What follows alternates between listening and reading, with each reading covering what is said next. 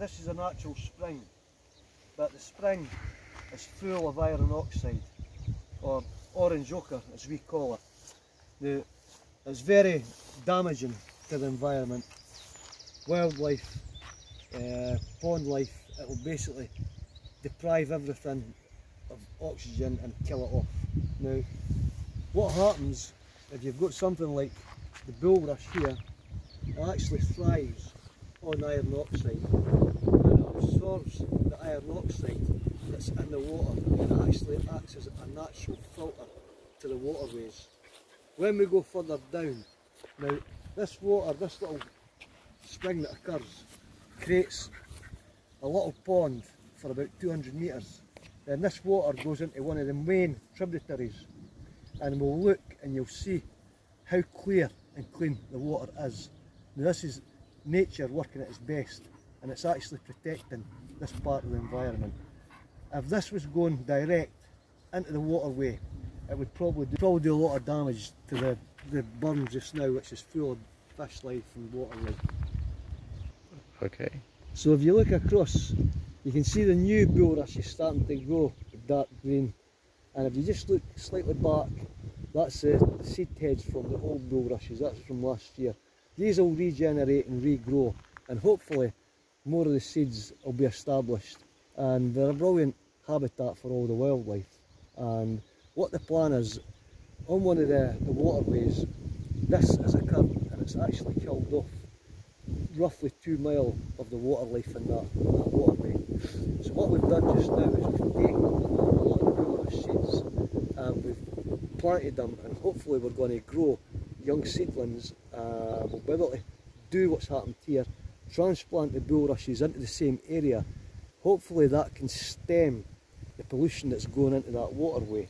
It's quite successful, and the coalfield regeneration,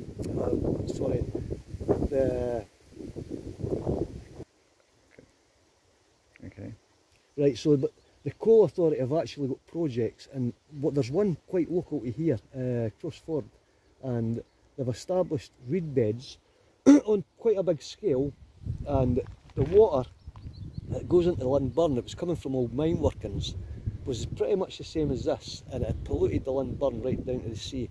Now, with the reed beds they've put in, the water that comes into the Lynn Burn is crystal clear, and what we've witnessed in the last few years, we've now got dippers are back in the burn, sea trout are moved back in the burn, brown trout have moved back down, kingfishers are in the burn, and every other bonus with the wildlife regeneration is taking place there.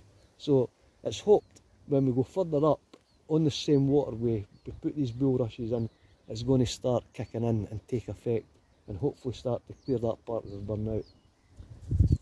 So if we look at this point here, the iris that's growing, it actually didn't grow until 3 years ago, and all of a sudden there was a few appeared overnight. I actually think someone has taken them out their pond, and rather than throw them away, and they've just decided to throw them in here, and they've actually spread quite rapidly. But if you look down at the colour of the water, there's actually one bit you can see it's slowed down, so it looks like it's only a trickle, but it's moving all the time. The water's actually crystal clear. We can actually see little things in that water. Aye, and it's actually full of water life. And if you look back, I mean, that's only less than 100 metres from where the bulrush are to where the worst polluted water is coming, and how clear it is. I mean, even there's a wee plant there, that's frogbit, and that's the first time I've seen that in here. So there's other things that's just appeared, and because you've had a closer look, you're beginning to see it, how it's improving, and I've never seen that plant in here, so that's a good sign. But so that's now entering the main waterway, and it's actually running into the waterway crystal clear, pollution free, and how nature has actually got a way of combating these issues with iron oxide. It's actually really damaging the waterways, so that's a plus for this area.